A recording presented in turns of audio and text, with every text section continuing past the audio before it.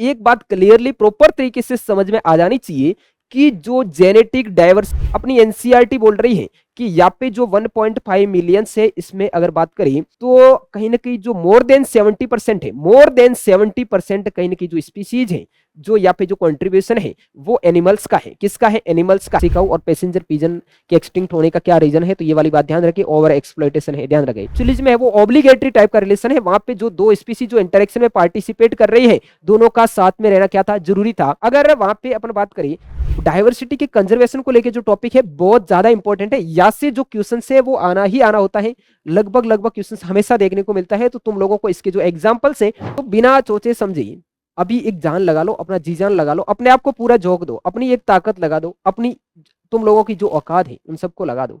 बाद में इस चीज का रिग्रेट नहीं होना चाहिए कि यार मैं ऐसा कुछ करता तो ये कुछ हो जाता। तो कहीं ना कहीं अपन बाद में 5 नंबर 10 नंबर से रह जाते हैं, तो वहां पे अपन को कुछ ना कुछ रिग्रेट रहता है कि यार मैं थोड़ा सा और अगर पढ़ लेता, ये कुछ कर लेता। हेलो स्टूडेंट्स, आप सभी लोगों का इस बेहतरीन चैनल आपका अपना चैनल पर इस पॉडकास्ट सीरीज में स्वागत है। और आज की पॉडकास्ट सीरीज में अपन जो इकोलॉजी का जो थर्ड टॉपिक है, biodiversity and it's conservation, biodiversity and it's conservation, इसको अपन डिस्कस करेंगे। तो सबसे पहले किसी भी टॉपिक को अपन को स्टार्ट करने से पहले एक बेसिक आइडिया होना चाहिए कि भाई इस टॉपिक में कौन कौन से मेजर जो टॉपिक है वो है। तो अगर बात करूं तो इस टॉपिक में जो मेजर टॉपिक है उनकी अपन बात करेंगे। सबसे पहले अपन देखेंगे कि भाई एक्चुअली में जो बायोडाइवर्सिटी है वो होती क्या है। उसके बाद अपन ये जानेंगे कि भाई बायो लेके अपन बात करते हैं कि टाइप ऑफ बायोडाइवर्सिटी की बात होती है। उसके बाद ये भी बात करते हैं कि टाइप के साथ अपन बात करते हैं कि टाइप ऑफ बायोडाइवर्सिटी के बाद अपन बात करते हैं कि जो बायोडाइवर्सिटी एक्चुअली में कितनी है। और उसके बाद ये देखेंगे कि भाई जो बायोडाइवर्सिटी को लेके पैटर्न की बात करेंगे, बायोडाइवर्सिटी के पैटर्न की बात करेंगे कि जो बायोडाइवर्सिटी है वो कांस्टेंट रहती है या फिर वो वेरी करती है, उसकी भी अपन बात करेंगे। और उसके बाद अपन ये देखेंगे कि भाई जो ट्रॉपिकल और टेम्परेट रीजन की जो डाइवर्सिटी है उसमें भी अपन कंपेरिजन करेंगे। उसके बाद अपन बायोडाइवर्सिटी जो डाइवर्सिटी है उसका अपन इंपॉर्टेंस जानेंगे कि भाई डाइवर्सिटी होना क्यों जरूरी है, उसके इंपॉर्टेंस को भी समझेंगे अपन। उसके बाद अपन ये देखेंगे कि भाई बायोडाइवर्सिटी को लेके कुछ साइंटिस्ट ने कुछ बातें बताई थी, उसको भी अपन डिस्कस करेंगे। उसके बाद डाइवर्सिटी जो लास्ट के जो पिछले जो साल हैं उसमें किस टाइप से डाइवर्सिटी का लॉस हुआ है उसको भी अपन डिस्कस करेंगे।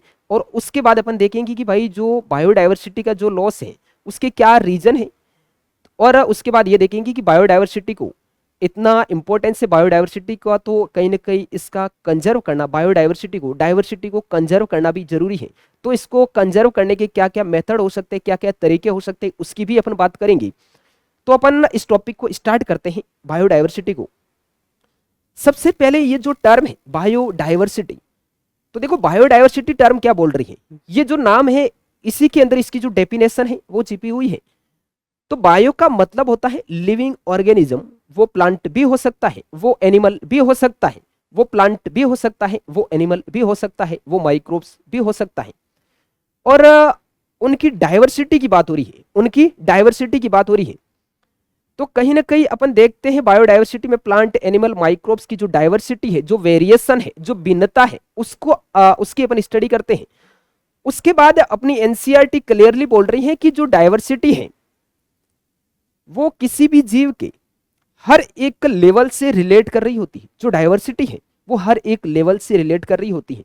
वो लेवल बायोलॉजिकल ऑर्डर का कोई लेवल हो सकता है, वो लेवल इकोलॉजिकल ऑर्डर का कोई लेवल हो सकता है। जैसे अपन इसको समझने की कोशिश करें, बायोलॉजिकल ऑर्डर की बात करूं, जैसे तुम लोगों ने अभी जो लास्ट जो टॉपिक अभी अपन ने जो कवर किया है ऑर्गेनिज्म एंड पॉपुलेशन में, अपन ने वहां पे बायोलॉजिकल ऑर्डर या बायोलॉजिकल हायरार्की और इकोलॉजिकल ऑर्डर और इकोलॉजिकल हायरार्की की बात की वहां पे।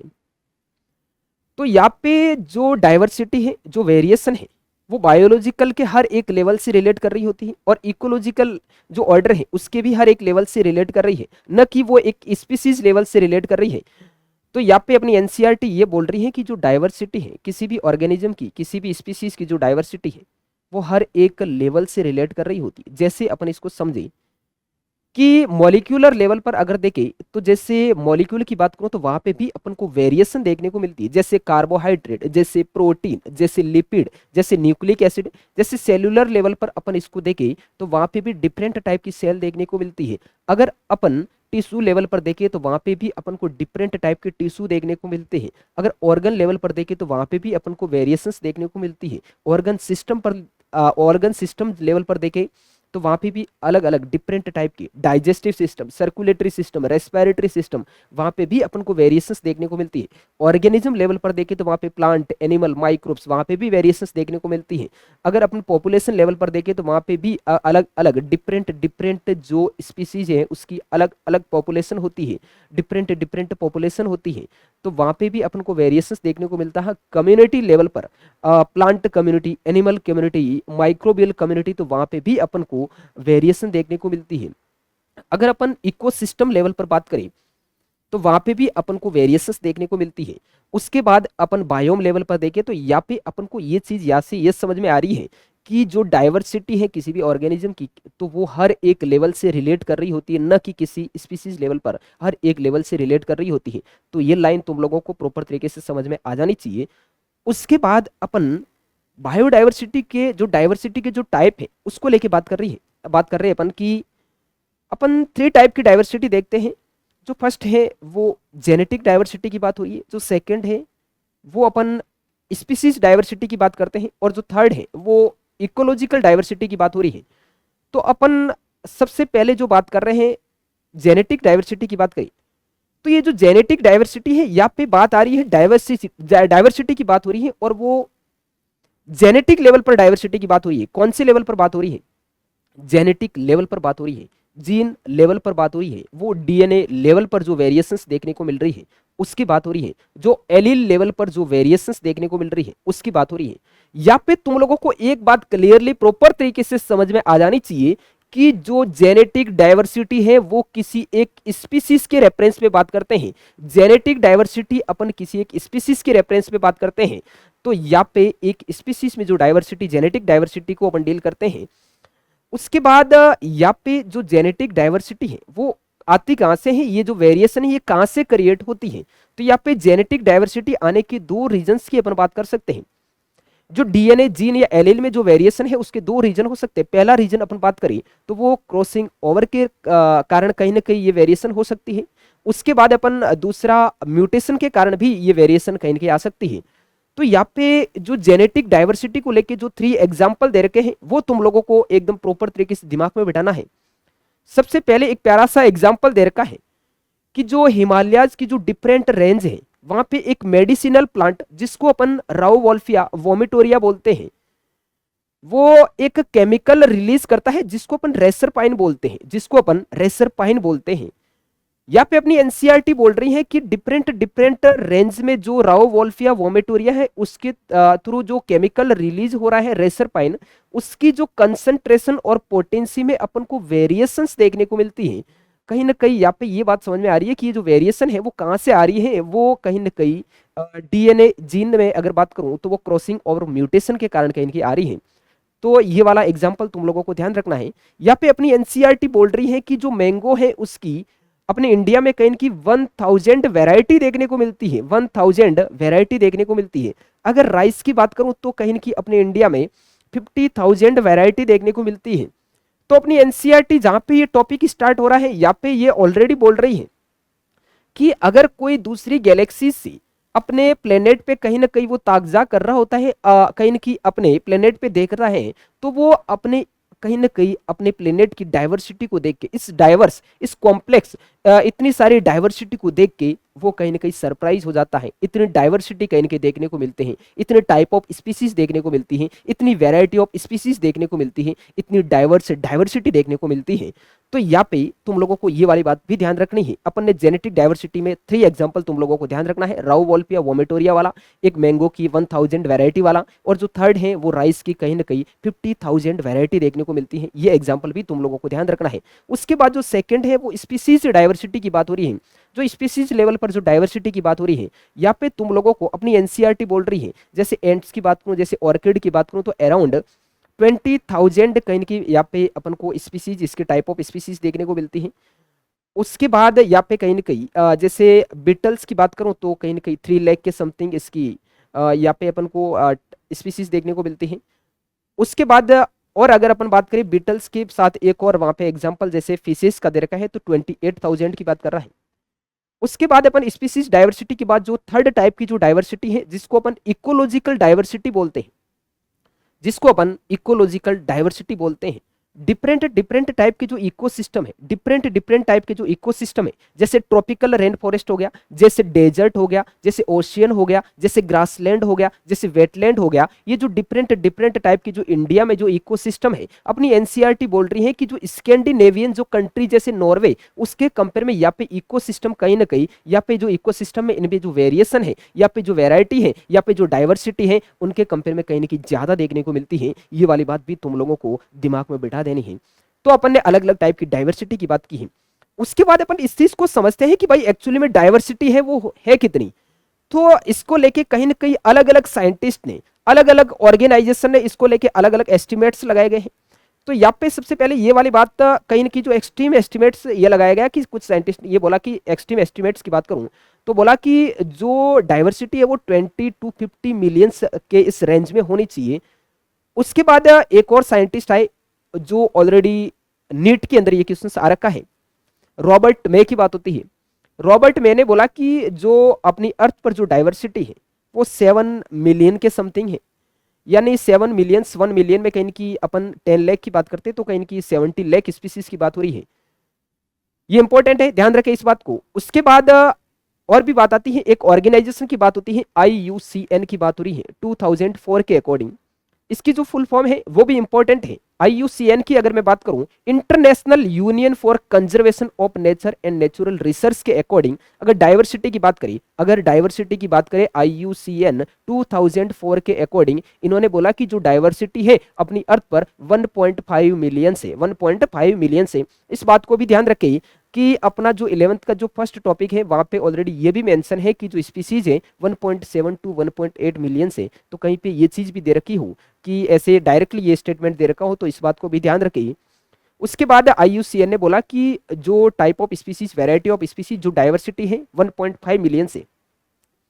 यहाँ पे समझने वाली बात यह है कि इन्होंने ये वाली बात, या से एक और तुम लोगों को ध्यान रखना है कि भाई जो ये जो डाइवर्सिटी है यहाँ पे जो 1.5 मिलियन स्पीसीज है, इसके अंदर जो मेजर कंट्रीब्यूट है, यहाँ पे अपन जैसे एक बात थोड़ा सा प्रॉपर तरीके से इसको समझने की अगर कोशिश करें, जैसे अपन बात करते हैं कि जैसे अपन 5 किंगडम की बात करते हैं, कितने किंगडम की बात करते हैं, 5 किंगडम की बात करते हैं, जैसे मोनेरा, प्रोटिस्टा, फंजाई, प्लांटेई और एनिमेलिया की बात करते हैं। तो यहाँ पे कहीं ना कहीं जो प्रोकैरियोटिक है, जो मोनेरा किंगडम है, जो बैक्टीरिया है, इसको यहाँ पे ये जो 1.5 मिलियन जो स्पीसीज है इसमें कंसीडर, इसमें इंक्लूड नहीं कर रखा है। तो इस बात को भी दिमाग में बैठाना है तुम लोगों को। यहाँ पे अपनी एनसीईआरटी बोल रही है कि यहाँ पे जो 1.5 मिलियन है इसमें अगर बात करें तो कहीं ना कहीं जो मोर देन 70% है, मोर देन 70% कहीं ना कहीं जो स्पीसीज है, जो यहाँ पे जो कंट्रीब्यूशन है वो एनिमल्स का है। किसका है? एनिमल्स का है। और एनिमल्स की बात करें तो तुम लोगों को पता है एनिमल किंगडम में बात करते हैं, नॉन कोऑर्डिनेट की बात होती है, कोऑर्डिनेट की बात होती है। और नॉन कोऑर्डिनेट की बात करें तो तुम लोगों को पता है कि जो सबसे बड़ा जो लार्जेस्ट फाइलम है जिसको अपन आर्थ्रोपोडा बोलते हैं, और वहां पे भी अपन इंसेक्ट की बात करते हैं, तो कहीं ना कहीं इंसेक्ट की बहुत सारी अपन को स्पीसीज देखने को मिलती है। तो ये वाली बात ध्यान रखनी है तुम लोगों को कि अपन मोनेरा, प्रोटिस्टा, फंजाई, प्लांटी और एनिमेलिया की बात करते हैं, तो यहाँ पे मोनेरा को इस 1.5 मिलियन जो स्पीसीज है इसमें कंसीडर नहीं कर रखा है। और उसके बाद अपन एनिमल्स की बात करूं तो मोर देन 70% स्पीसीज की बात होती है, उसमें भी इंसेक्ट की बात हो रही है। एक और बात तुम लोग यहाँ से ध्यान रख सकते हो कि 25% जो इंसेक्ट होते हैं वो फाइटोफेगस नेचर के होते हैं, यानी कि वो हर्बीवोर होते हैं, वो यानी कि प्लांट खाते हैं। मतलब कि उसके बाद अपन बात करते हैं कि जो अपना मोनेरा की बात हुई, अपन ने एनिमेलिया की बात की, उसके बाद अपनी एनसीईआरटी बोल रही है कि अगर प्लांट किंगडम में फंजाई को भी कंसीडर कर दिया जाए तो यहाँ पे इनकी जो टाइप ऑफ स्पीसीज होगी वो कहीं न कहीं 22% के समथिंग होगी। मैं क्या बोल रहा हूं, अगर जो प्लांट किंगडम है उसमें फंजाई को भी कंसिडर कर दिया जाए तो 22% स्पीसीज कहीं की इनकी होगी। तो यहाँ पे जो बाकी जो बची हुई है वो कहीं ना कहीं 8% के समथिंग है। तो 8% जो कहीं की जो टाइप ऑफ स्पीसीज है वो प्रोटिस्टा जो किंगडम है उसकी होनी चाहिए। तो यह वाली बात तुम लोगों को ध्यान रखना है। एनिमल्स की बात करूं तो मोर देन 70%। और प्लांट किंगडम में, जैसे प्लांट किंगडम में एल्गी, ब्रायो, टेरिडो वगैरह वो सब आ जाते हैं, जिम्नो, एनजीओ वगैरह की बात हो रही है। तो उसके बाद कहीं ना कहीं जो प्रोटिस्टा की बात की है, तो ये बातें तुम लोगों को दिमाग में फिट हो जानी चाहिए। मोर देन 70% एनिमल किंगडम की बात हो रही है, 22% फंजाई और प्लांट किंगडम की बात हो रही है, और जो 8% के समथिंग बात करें तो वो प्रोटिस्टा की बात हो रही है। उसके बाद अपन बात करें कि भाई और भी कुछ यहाँ पे अपनी एनसीईआरटी बोल रही है कि यहाँ पे तुम लोगों की एनसीईआरटी में ये वाला इंपॉर्टेंट है बात, ये ध्यान रखिए, जो एनसीईआरटी में जो डायग्राम दे रखा है ये वाली बात तुम लोगों को दिमाग में बिठाना। जो पाई चार्ट दे रखे, 2-3 डायग्राम दे रखे हैं, वहां पहले तुम लोगों को लेबलिंग को लेके क्वेश्चन आ सकता है, तो वो भी पता होना चाहिए। बट मैं तुम लोगों को लेबलिंग को लेके वो डायग्राम तुम लोगों को याद रखना है। उसके बाद यहाँ पे तुम लोगों को जो डायग्राम में जो चीजें इनवर्टिब्रेट, वर्टिब्रेट और प्लांट को लेके दे रखी, उसकी मैं सीक्वेंस तुम लोगों को बता देता हूँ। बाकी तुम लोगों को इसको एनसीईआरटी से इस डायग्राम को देखना है, और लेबलिंग को लेके अगर कहीं से क्वेश्चन आ गया तो तुम लोगों को पता होना चाहिए। तो यहाँ पे मैं इनवर्टिब्रेट की जो सीक्वेंस है वो क्या हो सकती है वो बता रहा हूँ तुम लोगों को। सबसे पहली बात कहीं ना कहीं इनवर्टिब्रेट की बात करूं तो जो वहां पे दे रखा है इंसेक्ट दे रखा है, क्रस्टेशियंस की बात कर रहा है, अदर एनिमल ग्रुप की बात कर रहा है, मोलस्क की बात कर रहा है, तो सबसे ज्यादा कहीं ना कहीं इंसेक्ट की बात होती है। मैं डिक्रीजिंग ऑर्डर बता रहा हूं, इंसेक्ट, उसके बाद कहीं ना कहीं अदर एनिमल ग्रुप आ जाएगा, उसके बाद मोलस्क आ जाएगा, उसके बाद कहीं ना कहीं क्रस्टेशियंस की बात होगी। उसके बाद मैं वर्टिब्रेट की बात करूं, किसकी बात करूं, वर्टिब्रेट की बात करें तो यहाँ पे सबसे ज्यादा कहीं ना कहीं जो स्पीसीज होगी वो फिशेस की होगी। किसकी होगी, जैसे वर्टिब्रेट की बात करो तो सबसे ज्यादा अपन फिशेस की बात करते हैं, उसके बाद अपन रेप्टाइल्स की बात करते हैं, उसके बाद अपन बर्ड्स की बात करते हैं, उसके बाद अपन एम्फीबियंस, उसके बाद अपन कहीं की मैमल्स की। मैं डिक्रीजिंग ऑर्डर बताया मैंने तुम लोगों को, फिशेज, उसके बाद रेप्टाइल्स, उसके बाद बर्ड्स की बात की, उसके बाद एम्फीबियन, उसके बाद मैमल्स की बात की है। उसके बाद जो प्लांट का जो फ्लोचार्ट दे रखा है उसको भी ध्यान रखना है तुम लोगों को कि प्लांट की बात करें तो प्लांट किंगडम में जैसे तुम लोगों को पता है एल्गी की बात होती है, ब्रायोफाइट की बात होती है, टेरिडोफाइट की बात होती है, जिम्नोस्पर्म की बात होती है, एंजियोस्पर्म की बात होती है, और ब्रायोफाइट में अपन कहीं ना कहीं अपन कहीं ना कहीं लिवरवर्ट और मोसेस की बात करते हैं, और टेरिडोफाइट में अपन हॉस्टेल और फर्न की बात करते हैं। तो यहाँ पे सबसे ज्यादा जैसे अपनी एनसीईआरटी ऑलरेडी बोल रही है कि जो एंजियोस्पर्म है, एंजियोस्पर्म की कहीं ना कहीं डाइवर्सिटी है वो ज्यादा देखने को मिलती है, इसका जो डिस्ट्रीब्यूशन है वो भी एक लार्ज स्केल पर देखने को मिलता है। तो एंजियोस्पर्म में तुम लोगों को ध्यान रखना है सबसे ज्यादा, वहां पे मैं सीक्वेंस बता रहा हूं तुम लोगों को, एंजियोस्पर्म, उसके बाद एल्गी की बात हो रही है, उसके बाद जैसे टेरिडोफाइट में फर्न की बात हो रही है, और ब्रायोफाइट में मोसिस की बात हो रही है, उसके बाद लाइकेन की बात हो रही है। तो इस सीक्वेंस को भी तुम लोगों को दिमाग में बिठा के रखना है। और उसके बाद मैंने तुम लोगों को ये चीज तुम अपन ने डिस्कस कर ली है। उसके बाद बायोडायवर्सिटी को लेके ये बात हो रही है कि बायोडायवर्सिटी के जो पैटर्न है, बायोडायवर्सिटी का जो पैटर्न है उसको अगर अपन डिस्कस करें, बायोडायवर्सिटी का जो पैटर्न है, जो बायोडायवर्सिटी को लेकर अगर पैटर्न की बात करें तो तुम लोगों को ये वाला जो टॉपिक है वो भी अपने आप में एक इंपॉर्टेंट है। अपनी एनसीईआरटी में इस चीज को इनडायरेक्टली 2-3 बार ऑलरेडी इकोलॉजी के जो टॉपिक है उसमें इस चीज को मेंशन कर रखा है, तो बात को ध्यान से सुनना है।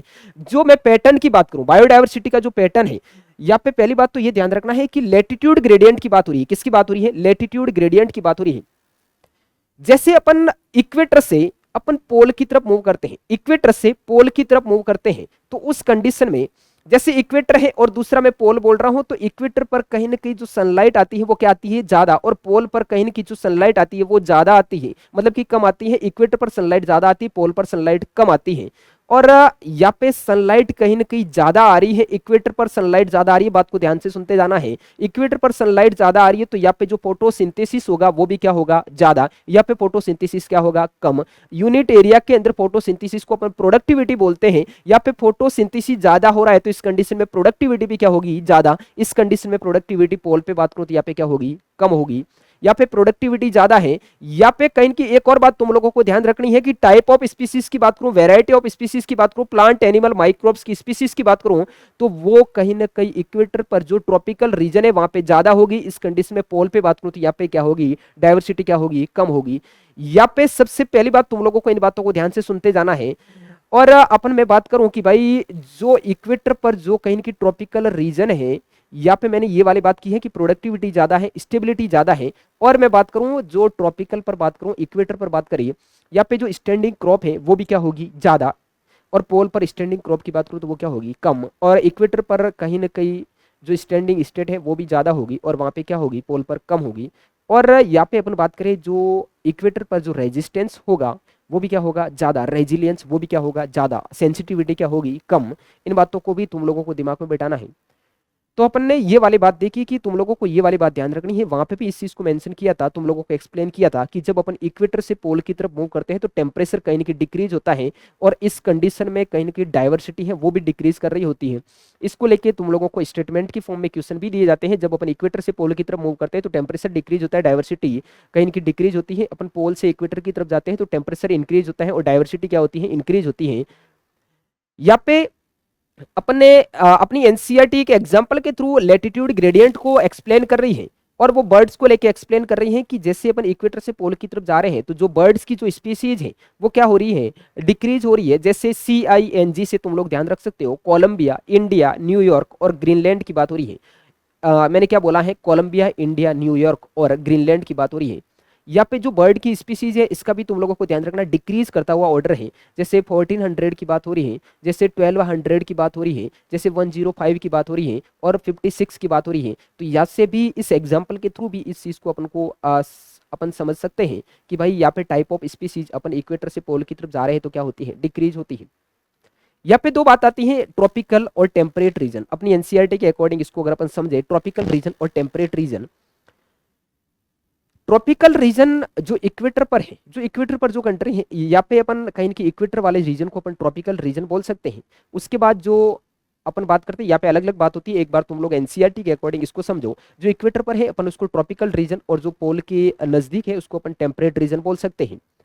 तो यहाँ पे अपन थोड़ा सा कंपैरिजन कर लेते हैं ट्रॉपिकल रीजन और टेम्परेट रीजन। इस ये वाली जो बात है, जो अपना जो प्लांट फिजियोलॉजी का जो टॉपिक है फोटोसिंथेसिस, वहां पे भी इस चीज को मेंशन कर रखा है कि जैसे फोटोसिंथेसिस को लेके बात करें तो जो ट्रॉपिकल रीजन के जो प्लांट है उसको अपन C4 प्लांट बोलते हैं और जो टेम्परेट रीजन के जो प्लांट है उसको अपन C3 प्लांट बोलते हैं।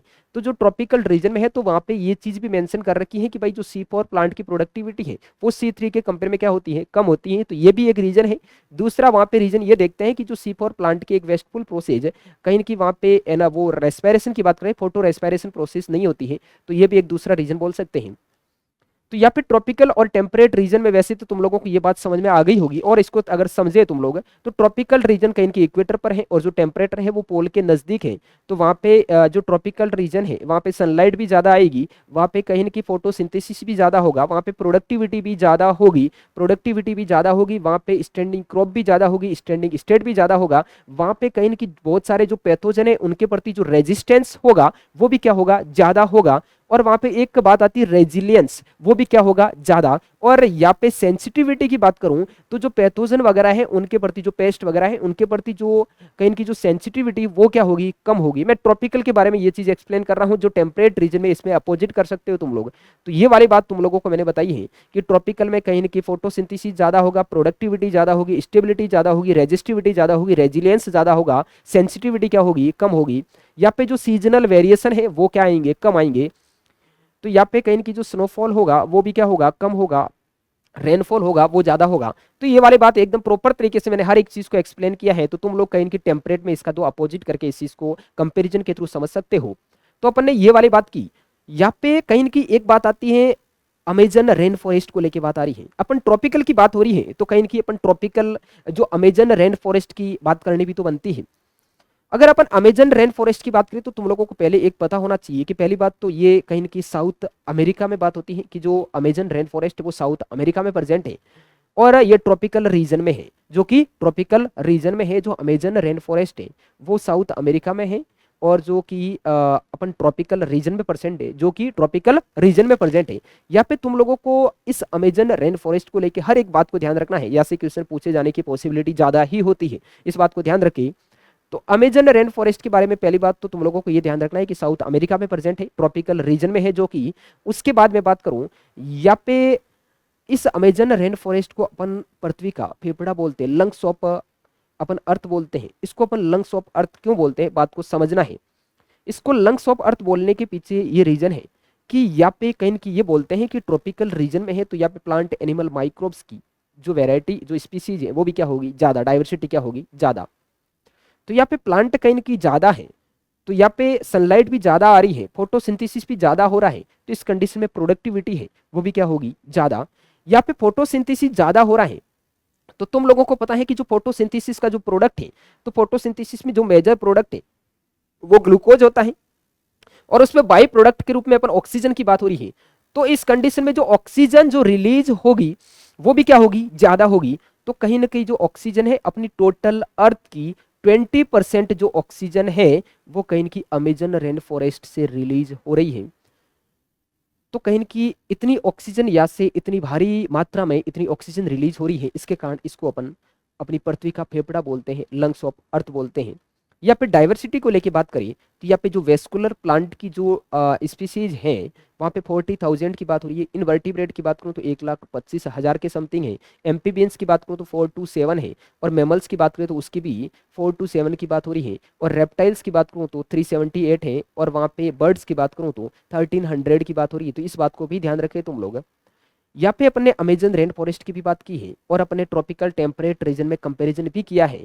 अपन ने बायोडाइवर्सिटी की इंपॉर्टेंस की अगर बात करूं, बायोडाइवर्सिटी की अगर अपन इंपॉर्टेंस को समझें कि भाई बायोडाइवर्सिटी, ये जो डाइवर्सिटी है, ये जो ह्यूज डाइवर्सिटी, इसका क्या बेनिफिट है, इसके क्या एडवांटेज है, क्या फायदे हैं, इसको अगर अपन समझे तो वैसे तुम लोगों को ज़्यादा इसमें जोर लगाने की कोई जरूरत नहीं है, ऑटोमेटिक ये चीज़ें समझ में आ जाएगी, क्योंकि ये चीज़ें ऑलरेडी अगर प्रॉपर तरीके से सुनते आए हो तो इसमें ज़्यादा जोर नहीं आएगा। अगर अपन इसमें अगर बात करें इसका जो बेनिफिट है, इसका क्या एडवांटेज है, क्या फायदे हैं, इसके क्या इंपॉर्टेंस है, इसका क्या सिग्निफिकेंस है, इसको अगर अपन समझे तो सबसे पहली बात तो अगर कहीं पे डाइवर्सिटी ज़्यादा है तो वहाँ पे प्लांट एनिमल माइक्रोब्स की जो स्पीसीज है अगर वो भी ज़्यादा है, तो वहाँ पे कहीं ना कहीं उस कंडीशन में उसकी जो प्रोडक्टिविटी है फोटोसिंथेसिस है वो भी ज़्यादा होगा। उसकी जो स्टेबिलिटी होगी, इस टाइप के जो इकोसिस्टम जहाँ पे type of species, variety of species, वहाँ पे कहीं की डाइवर्सिटी ज़्यादा है, तो इस टाइप के इकोसिस्टम हैबिटाट वहाँ पे उसकी स्टेबिलिटी भी ज़्यादा होगी, रेजिस्टेंस है वो भी, रेजिस्टेंस है वो भी ज़्यादा होगा, रेजिलियंस है वो भी ज़्यादा होगा, सेंसिटिविटी कम होगी, स्टैंडिंग क्रॉप ज़्यादा होगी, स्टैंडिंग स्टेट है वो भी ज़्यादा होगी,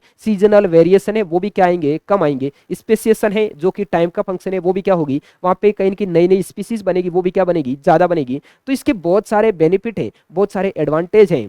अगर डाइवर्सिटी ज़्यादा है तो कहीं न कहीं अपनी एक मॉरल ड्यूटी बनती है, नैतिक जिम्मेदारी बनती है।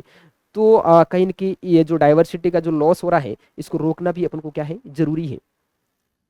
तो उसके बाद अपन ने ये वाली बात की, उसके बाद अपन डाइवर्सिटी को लेके ये वाली बात करते हैं कि भाई डाइवर्सिटी का इतना कुछ इंपॉर्टेंस है, डाइवर्सिटी का इतना कुछ इंपॉर्टेंस है, तो अपन को डाइवर्सिटी को लेके थोड़ा अपन को इसकी डिटेलिंग स्टडी तो बनती है। इतना इंपॉर्टेंस है तो इसका कहीं ना कहीं इसकी डिटेलिंग स्टडी तो बनती है।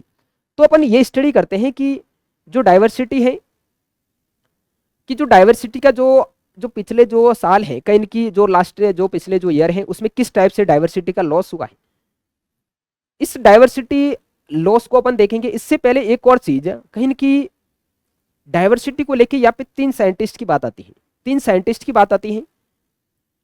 जो फर्स्ट साइंटिस्ट है, जैसे अपन इस जो साइंटिस्ट है यहाँ से भी क्वेश्चन आने की पॉसिबिलिटी होती है, तो बात को ध्यान से सुनना है। सबसे यहाँ पे 3 साइंटिस्ट, एक तो अपन एडवर्ड कहीं की, जैसे एक और बात तुम लोग ध्यान रख सकते हो कि जो बायोडाइवर्सिटी जो टर्म है वो एडवर्ड विल्सन साहब ने दी थी, इस बात को भी ध्यान रखना है। उसके बाद यहाँ पे 3 साइंटिस्ट की बात आती है, एक तो अपन पॉल एरलिस की बात करते हैं, और सेकंड में बात करूं तो डेविड टिलमान की बात आती है, और जो थर्ड साइंटिस्ट की बात करूं तो अलेक्जेंडर वॉन हम्बोल्ट की बात होती है। एक एक करके अपन इनको समझते हैं।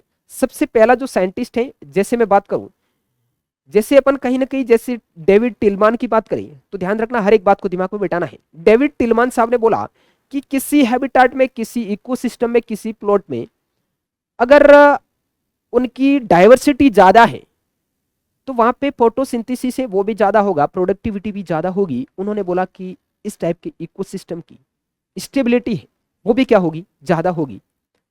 और उन्होंने सबसे खास बात ये बताई कि इस टाइप के हैबिटाट, इस टाइप के इकोसिस्टम, इस टाइप के प्लॉट जहां पे डाइवर्सिटी ज्यादा है, इस टाइप के हैबिटाट, इस टाइप के इकोसिस्टम में बायोमास और प्रोडक्टिविटी में जो वेरिएशन देखने को मिलेंगे वो बहुत ही कम देखने को मिलेंगे। जो सीजनल वेरिएशन है वो भी कम देखने को मिलेंगे। तो ये वाली बात ध्यान रखनी है। उसके बाद जो एक साइंटिस्ट की बात आती है, पॉल एरलिस की बात आती है। इन्होंने एक हाइपोथेसिस दी थी, ये बोला कि भाई अपन जैसे बात करते हैं कि ये जो पॉल एरलिस की बात करें तो अपन को ये आइडिया है कि भाई जैसे अगर मान लो किसी इकोसिस्टम से कोई स्पीसीज अगर एक्सटिंक्ट हो जाती है, क्या हो जाती है, एक्सटिंक्ट, तो क्या किसी इकोसिस्टम पर कोई प्रभाव पड़ता है क्या? तो इस चीज को अपन कहीं ना कहीं ये जो रिवेट पॉपर हाइपोथेसिस है इसके थ्रू अपन इसको समझते हैं। तो कहीं कि इसको पॉल एरलिस साहब ने इसको समझाने की कोशिश की। इन्होंने किसी इकोसिस्टम का इन्होंने एरोप्लेन से कंपैरिजन करके इसको समझाया है कि कोई स्पीसीज अगर किसी इकोसिस्टम से एक्सटिंक्ट होगी तो उस इकोसिस्टम पर क्या प्रभाव पड़ेगा। तो उन्होंने इस टाइप से एक्सप्लेन किया है, बात को समझना। इन्होंने पहली बात तो तुम लोगों को ध्यान रखना है कि जो इकोसिस्टम का जो कंपैरिजन है वो एरोप्लेन से किया है। इन्होंने बोला है कि किसी एरोप्लेन से अगर उस एरोप्लेन में बैठे यात्रीगण अगर एक एक रिवेट को, नट को निकालना स्टार्ट कर दे, उस एरोप्लेन में बैठा हर एक यात्री अगर रिवेट को, अगर नट को निकालना स्टार्ट करे तो कहीं ना कहीं एरोप्लेन की जो फंक्शनिंग है वो कहीं ना कहीं दिक्कत में पड़ सकती है। या पे इन्होंने ये वाली बात बोली कि अगर एरोप्लेन से अगर एक यात्री कोई स्पीसीज कोई अगर एक यात्री एक नट को, एक रिवेट को निकाल दे तो क्या कोई एरोप्लेन पर फर्क पड़ता है। इन्होंने बोला कि एक यात्री अगर कोई रिवेट को निकाल दे तो कोई फर्क नहीं पड़ेगा। इन्होंने यह भी बोला कि अपन कहीं की जो यात्री है ये भी जरूरी है कि कौन सा नट वहां से कहीं की निकाल रहा है। तो इन्होंने थोड़ा सा बात को समझना इसको प्रॉपर तरीके से।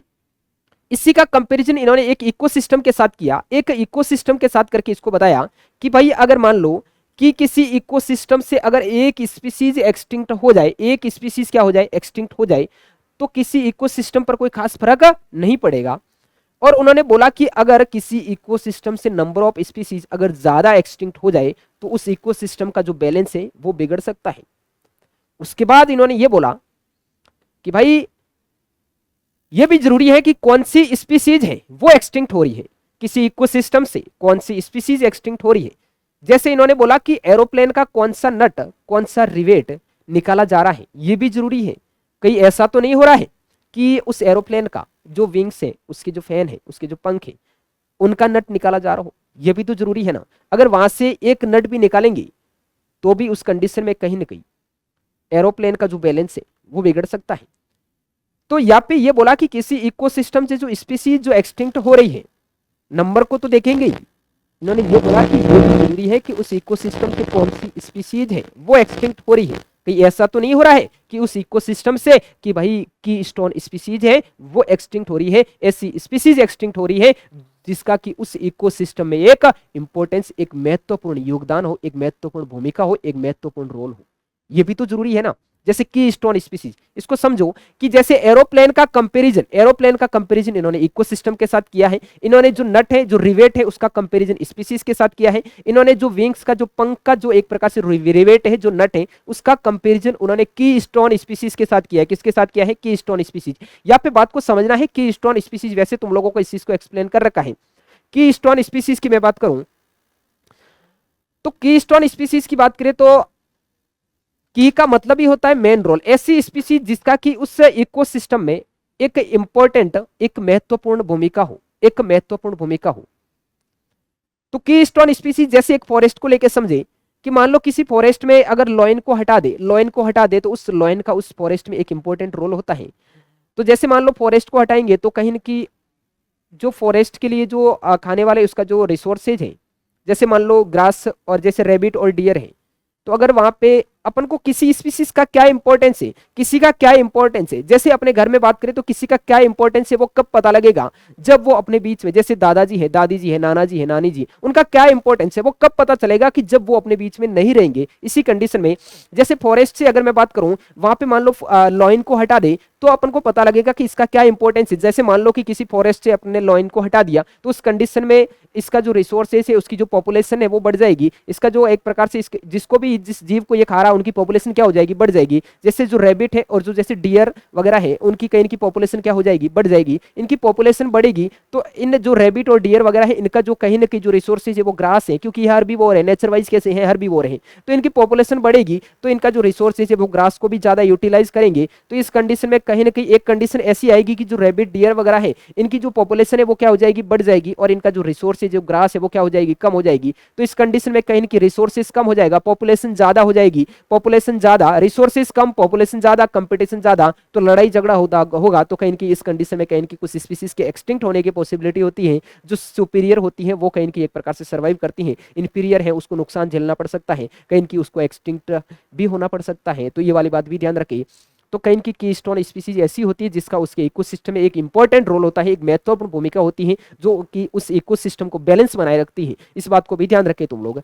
तो उसके बाद अपन ने कहीं ना कहीं जैसे अपन ने डेविड टिलमान की बात की, पोल एरलिस की बात की, उसके बाद जो थर्ड साइंटिस्ट आता है उसको बात ध्यान रखना है, अलेक्जेंडर वॉन हम्बोल्ट की बात हो रही है। उन्होंने कहीं कि साउथ अमेरिका में प्राकृतिक वैज्ञानिक थे, साउथ अमेरिका में इसको स्टडी किया। उन्होंने कहीं ना कहीं दो पैरामीटर को लेके, एक एरिया को, एक स्पीसीज रिचनेस को लेके, दो पैरामीटर को लेके ग्राफ प्लॉट किया, स्पीसीज रिचनेस और एरिया के बीच में ग्राफ प्लॉट किया। तो इन्होंने देखा कि जैसे अपन एरिया, जिस टाइप से एरिया इंक्रीज हो रहा है उसी टाइप से कहीं की स्पीसीज रिचनेस है वो भी क्या हो रही है, इंक्रीज हो रही है, बट एक लिमिट तक बात होती है। यहाँ पे स्पीसीज रिचनेस की बात करूं तो टाइप ऑफ स्पीसीज की बात हो रही है, वैरायटी ऑफ स्पीसीज की बात हो रही है। एरिया बढ़ने पर इन्होंने बोला कि जैसे जैसे एरिया बढ़ता है तो कहीं की टाइप ऑफ स्पीसीज है, वैरायटी ऑफ स्पीसीज है वो क्या हो रही है, इंक्रीज हो रही है, कहीं की स्पीसीज रिचनेस है वो क्या हो रही है, इंक्रीज हो रही है, और कहीं की एक लिमिट तक की बात हो रही है। और वहां पे इस कंडीशन में इस पैरामीटर को लेके इन्होंने जो ग्राफ प्लॉट किया तो वहां पे इनको जो ग्राफ देखने को मिला वो कहीं की रेक्टेंगुलर हाइपरबोला, इंपॉर्टेंट है इस बात को ध्यान रखिए, जो कर्व देखने को मिला वो रेक्टेंगुलर हाइपरबोला टाइप का कर्व देखने को मिला। और यहाँ पे जो इक्वेशन थी वो S is equal to C A Z की बात हो रही है, सी ए की पावर जो जेड है इसके अकॉर्डिंग जो कर्व देखने को मिल रहा है वो रेक्टेंगुलर हाइपरबोला देखने को मिला है। और अगर इसको लॉग स्केल पर अगर इस इक्वेशन को देखें तो इसकी जो इक्वेशन होगी log S is equal to log C plus Z log A। तो यहाँ पे अगर लॉग स्केल पर जो अपन ने इक्वेशन बनाई इसके अकॉर्डिंग अगर ग्राफ प्लॉट करेंगे तो अपन को स्ट्रेट लाइन देखने को मिलेगी। यहाँ पे ये जो इक्वेशन है तो अपन कहीं कि log S is equal to log C plus Z log A। log S की बात करो तो S स्पीसीज रिचनेस है, और अगर C की बात करो तो इंटरसेप्ट की बात हो रही है, और Z है वो कहीं की अपन रिग्रेशन कोफिशिएंट की बात हो रही है, और अपन स्लोप भी बोल सकते हैं कि जेड है वो स्लोप को रिप्रेजेंट कर रहा है। यहाँ पे अब तुम लोगों को ये वाली बात ध्यान रखनी है कि जो जेड की वैल्यू है वो वेरी करती है और एरिया के अकॉर्डिंग भी वेरी करती है। जैसे यहाँ पे अपनी एनसीईआरटी ये बोल रही है कि जो स्मॉल एरिया के लिए जो जेड की वैल्यू है वो 0.1 टू 0.2 की रेंज में दे रखी है, और एक लार्ज एरिया के लिए जो जेड की वैल्यू है वो 0.6 टू 1.2 की रेंज की दे रखी है। और वहाँ पे एक एग्जांपल के थ्रू ये बता रहा है कि जो फलों को खाने वाले जो बर्ड्स और मैमल्स है उनके लिए जो जेड की वैल्यू है वो 1.15 है। इस बात को भी ध्यान रखिए। तो अपन ने अभी 3 साइंटिस्ट लोगों की भी बात की कि इन्होंने डाइवर्सिटी को लेकर किस टाइप से इन चीज़ों को समझाने की कोशिश की है। उसके बाद अपन डाइवर्सिटी की ये बात की है, उसके बाद अपन को इस चीज़ को समझना है कि भाई बायोडाइवर्सिटी का इंपॉर्टेंट तो अपने आप में एक ज़्यादा ही है। तो अपन को ये समझना है कि बायोडाइवर्सिटी को अपन को स्टडी तो करना पड़ेगा प्रॉपर तरीके से। तो अपन अभी इस चीज को डिस्कस कर रहे हैं कि जो पिछले जो साल है उसमें किस टाइप से जो बायोडाइवर्सिटी है डाइवर्सिटी उसका लॉस हुआ है। तो यहाँ पे अपनी एनसीईआरटी बोल रही है कि जो पैसिफिक आइलैंड है, जो पैसिफिक आइलैंड पर ह्यूमंस के कॉलोनाइजेशन के कारण, वहां पे कॉलोनी बनाने के कारण बर्ड्स की 2000 के समथिंग स्पीसीज है वो एक्सटिंक्ट हो गई है। और उसके बाद ये भी बोल रही है एनसीईआरटी कि जो लास्ट ईयर जो 5 ईयर्स है, जो 500 ईयर्स की बात करूं तो इन 500 ईयर्स में 784 कहीं की 784 स्पीसीज है वो एक्सटिंक्ट हुई है। उसमें वर्टिब्रेट की बात करूं तो 338 की बात हो रही है, और इनवर्टिब्रेट की बात करूं तो 359 की बात हो रही है, और प्लांट की बात करूं तो 87 की बात हो रही है। इस बात को भी ध्यान रखें क्योंकि एनसीईआरटी का डाटा है, इसको याद ही करना पड़ेगा। तुम लोगों को भी याद हो जाएगा, बस इस पॉडकास्ट को तुम लोग 2-3 बार इसको प्रॉपर तरीके से कंसंट्रेट होकर हर एक बात को बस हेडफोन लगा के सुनना है तो ऑटोमेटिक हर एक चीज याद हो जाएगी। उसके बाद अपन जैसे ही अपनी एनसीईआरटी ये बोल रही है कि जो लास्ट के जो 20 ईयर्स है उसमें भी कहीं की अपन को 27 स्पीसीज एक्सटिंक्ट होती हुई देखने को मिली है। तो कहीं ना कहीं ये अपनी एनसीईआरटी ये बोल रही है कि प्रेजेंट टाइम में कहीं ना कहीं 15,000 कहीं की 15,500 स्पीसीज, कहीं की 15,000 के अराउंड स्पीसीज है वो एक्सटिंक्ट होने के कगार पर है, विलुप्त होने के कगार पर है। उसमें जो मेनली कहीं की एम्फीबियंस की बात हो रही है, 32% एम्फीबियंस की बात हो रही है। एंजियोस्पर्म की बात करें तो 31% की बात हो रही है। और वहां पे कहीं की मैमल्स की बात करें तो 23% की बात हो रही है। तो ये वाली बात भी ध्यान रखनी है तुम लोगों को। उसके बाद यहाँ पे ये वाली बात की कि भाई डायवर्सिटी का किस टाइप से लॉस हो रहा है। तो अपनी एनसीईआरटी यहाँ पे एक और बात तुम लोगों को ध्यान रखना है कि बायोडायवर्सिटी का लॉस तो हो रहा है, तो जो ये जो एक्सटिंक्शन की जो रेट है, एक्सटिंक्शन जो विलुप्तीकरण की जो रेट है, एक्सटिंक्शन की जो रेट है, इसको अगर बात करें तो अपनी एनसीईआरटी ये बोल रही है कि अपनी एनसीईआरटी माता बोल रही है कि अपनी अर्थ की ओरिजिन के बाद यूनिवर्स की जो ओरिजिन है वो 20 बिलियन वर्ष पहले हुई थी, और अर्थ की बात करूं तो कहीं की 4.5 बिलियन वर्ष पहले हुई थी। तो अपनी अपनी एनसीईआरटी बोल रही है कि अर्थ की ओरिजिन के बाद कहीं ना कहीं ये जो मास लेवल पर जो एक्सटिंक्शन हुआ है वो 5 टाइम्स हुआ है, 5 बार हुआ है। अभी जो एक्सटिंक्शन है वो 6th एक्सटिंक्शन चल रहा है। और इस जो एक्सटिंक्शन की जो रेट है, इस जो एक्सटिंक्शन की जो रेट है वो पहले की जो एक्सटिंक्शन है उसके कंपेयर में 100 to 1000 टाइम है, 100 to 1000 टाइम है। इसके जो एक्सटिंक्शन की रेट बहुत ज्यादा है। अपनी एनसीईआरटी बोल रही है कि इसी टाइप से अगर ये एक्सटिंक्शन ये होता रहा तो आने वाले 100 ईयर्स में अपने अर्थ की जो टोटल स्पीसीज है, अपने अर्थ की जो टोटल स्पीसीज है उसकी 50% स्पीसीज है वो आने वाले 100 ईयर में क्या हो जाएगी, खत्म हो जाएगी। और आने वाले 200 ईयर्स में तो पता नहीं क्या होगा। तो ये वाली बात भी तुम लोगों को ध्यान रखनी है। तो अपन ने अभी ये देखा कि बायोडायवर्सिटी का लॉस किस टाइप से हुआ है। उसके बाद अपन ये देख रहे हैं कि बायोडायवर्सिटी लॉस के क्या रीजन है, बायोडायवर्सिटी का लॉस क्यों हो रहा है। यहाँ पे अगर बात करें तो सबसे मोस्ट इंपॉर्टेंट कहीं की अगर बात करूं तो सबसे पहला सबसे बड़ा जो रीजन है बायोडायवर्सिटी लॉस का वो अपन लोग हैं। कहीं ना कहीं बायोडायवर्सिटी लॉस का अगर बात करें तो ह्यूमन सबसे बड़ा जो योगदान है बायोडायवर्सिटी लॉस में वो इंसान की बात होती है। तो बायोडायवर्सिटी लॉस के 4 मेन रीजन है जिसको अपन एविल क्वार्टेट बोलते हैं, जिसको अपन एविल क्वार्टेट बोलते हैं। तो वो 4 रीजन कौन कौन से हैं ध्यान रखना है। या से तुम लोगों को सीधा सीधा क्वेश्चन पूछा जाता है कि जो बायोडायवर्सिटी लॉस के जो कौन कौन से रीजन है, तो तुम लोगों को टिप्स पे हो जाना चाहिए। सीधी सीधी बात ये है, सबसे पहला जो रीजन है वो हैबिटाट लॉस और फ्रेगमेंटेशन की बात हो रही है। सेकंड की बात करूं तो वो ओवर एक्सप्लॉयटेशन की बात हो रही है। जो थर्ड है वो कहीं की एलियन स्पीसीज का आगमन या फॉरेन स्पीसीज के आगमन की बात हो रही है, इन्वेजन की बात हो रही है। और जो फोर्थ की बात करूं को एक्सटिंक्शन की बात हो रही है। इसको अपन एक एक करके स्टडी करेंगे। जैसे सबसे पहले जो बात हो रही है वो कहीं ना कहीं हैबिटाट लॉस और फ्रेगमेंटेशन की बात हो रही है। हैबिटाट लॉस और फ्रेगमेंटेशन की बात करी तो हैबिटाट लॉस की बात करें तो अगर किसी स्पीसीज का उसके इकोसिस्टम को, उसके हैबिटाट के, उसके घर को ही खत्म कर दिया जाए तो वो स्पीसीज धीरे धीरे हो सकता है कि वो एक्सटिंक्ट हो जाएगी। क्या हो जाएगी? एक्सटिंक्ट हो जाएगी। उसके बाद यहाँ पे ये बोल रहा है कि फ्रेगमेंटेशन की बात करें, किसी इकोसिस्टम को, बड़े इकोसिस्टम को, बड़े हैबिटाट को अगर फ्रेगमेंट में तोड़ दिया जाए, अगर वहां पे रेल लाइन निर्माण कर लिया जाए, अगर रोड लाइन निर्माण कर दिया जाए, तो इस कंडीशन में जो बड़ा इकोसिस्टम है वो छोटे छोटे टुकड़ों में टूट जाएगा, छोटे छोटे इकोसिस्टम बन जाएंगे। तो इस कंडीशन में कहीं की माइग्रेटरी हैबिट वाले जो कहीं की जो जीव हैं, जो स्पीसीज हैं, जो कहीं न कहीं जो बड़ी टेरिटरी में रहने वाले जो जीव हैं वो ज़्यादा कहीं न कहीं प्रभावित होंगे, अफेक्टेड होंगे, इन्फ्लुएंस होंगे। उसके बाद यहाँ पे अपनी एक और बात तुम लोगों को ध्यान रखना है कि पहले के टाइम में कहीं की ट्रॉपिकल रेन फॉरेस्ट है अपनी अर्थ का कहीं की 14% एरिया कवर करता था। ट्रॉपिकल रेन फॉरेस्ट अपनी अर्थ का पहले के टाइम में 14% एरिया कवर करता था। इसी के कारण हैबिटाट लॉस और फ्रेगमेंटेशन, इसी के कारण कहीं ना कहीं अपनी प्रेजेंट टाइम में कहीं की 6% रह गया है। ट्रॉपिकल रेन फॉरेस्ट जो अपनी अर्थ का जो एरिया कवर करता है वो 6% है। इसका सबसे बड़ा रीजन कहीं की सोयाबीन की खेती बताया जाता है, कहीं की जो सोयाबीन की खेती को बताया जाता है। तो ये वाली बात ध्यान रखना। उसके बाद जो सेकंड कहीं की एविल क्वार्टेट में जो रीजन है बायोडायवर्सिटी के लॉस का, उसकी बात करूं तो अपन ओवर एक्सप्लॉयटेशन की बात होती है। किसकी बात होती है? ओवर एक्सप्लॉयटेशन की बात करूं तो ओवर एक्सप्लॉयटेशन की बात करें तो जब, जैसे ओवर एक्सप्लॉयटेशन की बात करूं तो जब कहीं ना कहीं किसी इंसान का, अपनी बात करूं रिसोर्सेज की बात करें, जब कहीं ना कहीं आवश्यकता जब लालच का रूप ले लेती है, जब नीड है वो ग्रीड में कन्वर्ट हो जाती है, तो उस कंडीशन में रिसोर्सेज का क्या किया जाता है? एक प्रकार से उसका ओवर एक्सप्लॉइट किया जाता है। लिमिट से ज्यादा जब उसको यूज किया जाता है तो वो कहीं की एक्सटिंक्ट हो जाते हैं। बहुत सारे प्लांट एनिमल स्पीसीज की बात करूं उसके बाद ओवर एक्सप्लॉइटेशन को लेके बात करें तो बोलते हैं ना कि अति हमेशा बुरा होता है।